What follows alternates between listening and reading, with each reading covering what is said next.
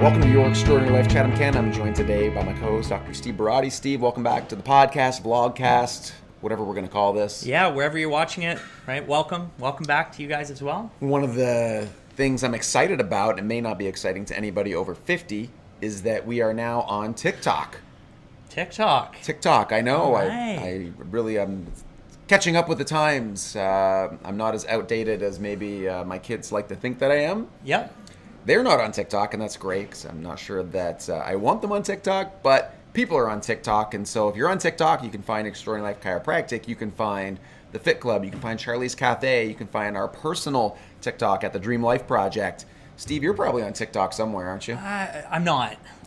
But you talking about it makes me want to kind of get on there. So maybe you'll see me. I don't know. We'll follow up the next. Yeah, we'll put the links actually in the show notes, guys, so you can find those. But today we're answering the question, "Can you help with?" which is our repeated question we get from people in our community, inside our practice, inside the Fit Club, and beyond.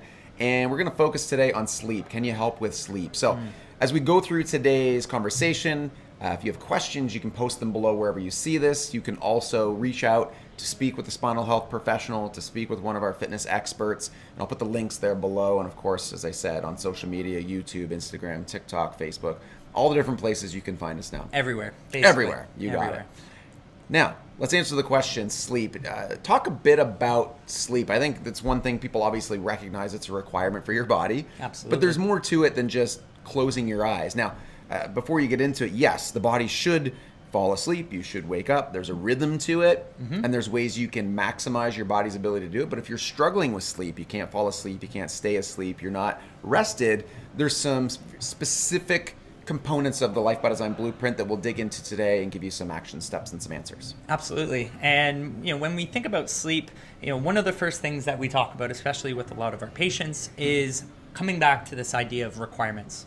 Right? What are the requirements for your body? What's going to help your body, really be optimal, in terms of the sleep, your recovery, your nutrition? What is optimal? What's going to lead us to, getting the best possible sleep? Right. Well, I think the repeated statement we're making over and over again on the podcast, vlogcast, is that the natural default state of the body is health. And so if you're thinking about, I'm struggling with sleep, there's clearly a problem there.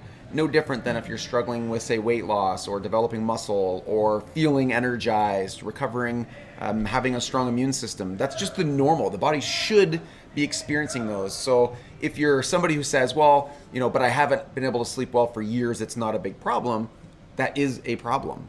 Yeah, absolutely. And it's funny, a lot of the things that you brought up there, such as, a lack of immune function, low energy, low creativity, like a lot of these things can also be collateral damage to a core problem of sleep not being addressed. And that's why it's so vitally important. And so if you've ever had a time where, you didn't sleep well, or you repeatedly didn't sleep or stayed up, or, whatever the circumstance was, your ability to function the next day and the days after that are just completely debilitated. Absolutely. And so I think a great place to start is kind of reverse engineering. What are these requirements that we talk about? What are the things that we need to address? I think an easy kind of place to start is nutrition. Sure. Right? It's something we're doing day in, day out, right? You're putting food into your body. We need it to survive.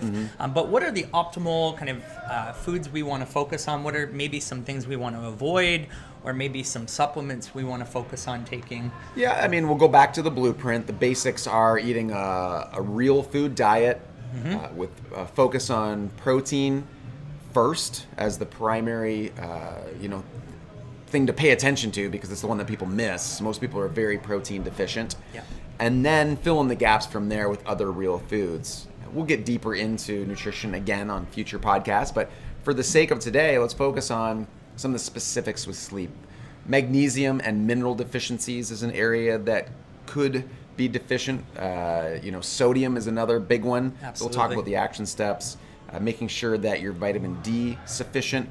Now, ultimately, you're eating real food, you're getting out in the sun, you're living a by design life, if you will. And I don't want people to think that they need to have a wall full of supplements or a big cupboard full of supplements. It's more than that. It's just doing the things your body requires and then letting it do its thing. So yes, while nutrition is important, a couple specifics. So What do I do at night? I know that for us and our family, I add my magnesium at night. I'll add a little bit of salt, and salt is probably another podcast as well, Steve. But sodium, making sure that people aren't deficient in electrolytes, and especially if you're eating more by design, which naturally leads to less sodium intake because you're eating less processed foods, you're going to do well with adding some sodium. So I'll add a half a teaspoon of Himalayan sea salt in the morning. I'll add that at night. I'll mix that in with my magnesium. Those are really valuable ones. People might think about caffeine, try and minimize that into earlier times of the day, especially if you happen to be a slower metabolizer of caffeine. So there is a genetic component to caffeine metabolism. And I mean, if you have a coffee in the afternoon and you're jacked and you can't sleep, then you're probably a slow metabolizer of caffeine. I don't know about you. What's your... Absolutely. I'm more, I've kind of experimented with having espresso later in the day.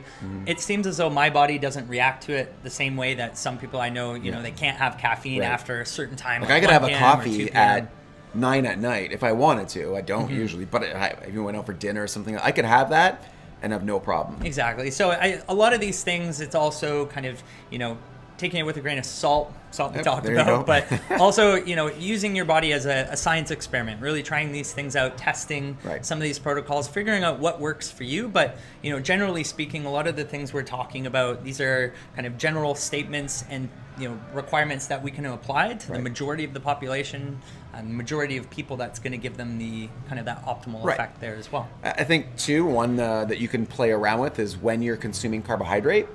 I know that carbohydrate consumption tends to lead to, I believe, better melatonin release. And so there's an effect of having your carbohydrates later in the day. So that's something that you can toy around with. And I've played around with that. We don't need a lot of carbohydrates. Not that we're anti-carbohydrate, but we will, if I'm having a fruit for dessert, something like that, I'll try and have that at the end of the day, whereas my earlier meals in the day are more protein and fat. Absolutely. And then moving my carbohydrates to the end. The other one to think about is your circadian rhythm. And I've been reading a lot about this, listening to different podcasts and different experts talk about it, and really trying to build it into my own lifestyle, which is getting morning light. Absolutely. That's a big one. And without getting too deep, because there's lots of podcasts that do get deep on this, but just imagine there is a set of receptors inside your brain that are tied into your eyes. And so when you get morning light, that low level radiation, basically, I believe it's the red light from the spectrum, it signals for you to start your day. It creates a whole cascade of chemicals and effects. And it's a powerful set. So if you have a hard time falling asleep and getting asleep, then you should look at, when are you getting the first light? So getting morning light and without. So these actually have blockers on them if you're watching on the video. And the next set I get, I'm not going to put them on. I know as I studied this, for the last couple of years, I think everybody thought, you need blue blockers and that's, computer screens are bad for you. But really, you need that light. Absolutely. And that blue light in the morning. Especially, in the early part of your day. Yeah. Vitally important because, again, as you mentioned, it's kicking on that circadian rhythm. And what's going to happen is, when we think about how we, developed over time, we grew up with the sun, right? We developed with the sunlight. And, we didn't have a lot of these artificial lights inside our homes, right? We lived in caves. And so naturally what was happening was we were getting up with the sun. And so that's vitally important. And it signals you for I believe it's about 14 to 16 hours later is when you start to get sleepy. So if you think about that, when are you getting the morning light?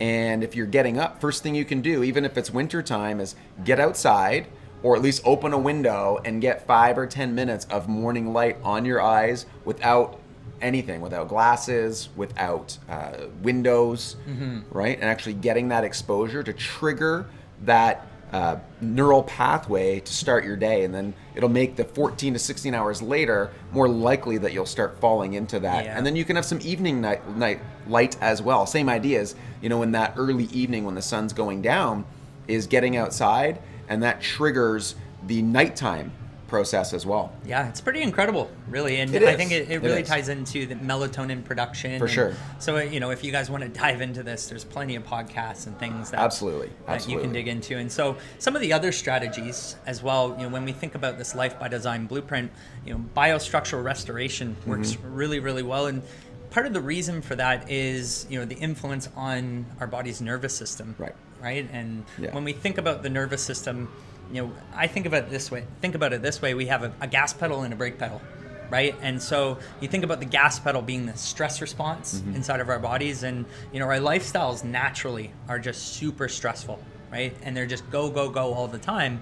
And what's not happening is we're not being able to apply that brake pedal as readily as possible. And one of the things that we do, with the biostructural restoration process is testing. And part of what we're testing for is looking at, your body's balance between that gas pedal and that brake pedal, and making sure we're not in that kind of fight or flight mode, but we want to rather be in this state of rest and digest, which is vitally important, especially. And when we are, to tie this into what actually happens physically in terms of what a corrective chiropractor does, when you are in that stress response on a consistent basis over and over again, it creates structural changes to the tissue.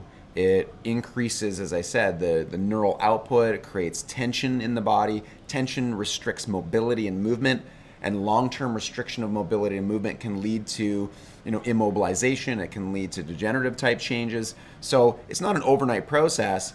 And at the same time, biostructural restoration is designed to reduce that stress response in the body, to allow the brake to be placed, and for the body to go through its resetting process. So, I would say, Steve, you look across the board at the success stories that we've had, probably 20% of them tick off sleep as one of the improved outcomes. I'd say at least 20%. And that's one of the reasons why. And a lot of times people have done everything else, exercise, which we'll talk about next. I've been changed my diet, I avoid caffeine.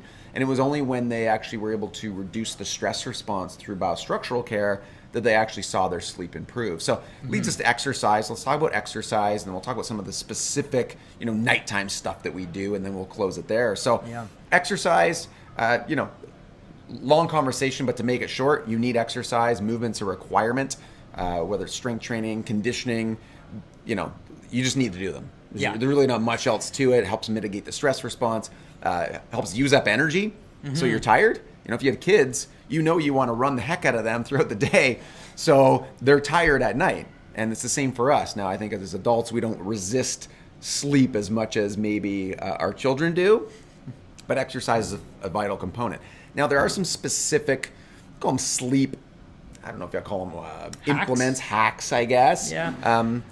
Mouth taping is one that I've played around with that I really like.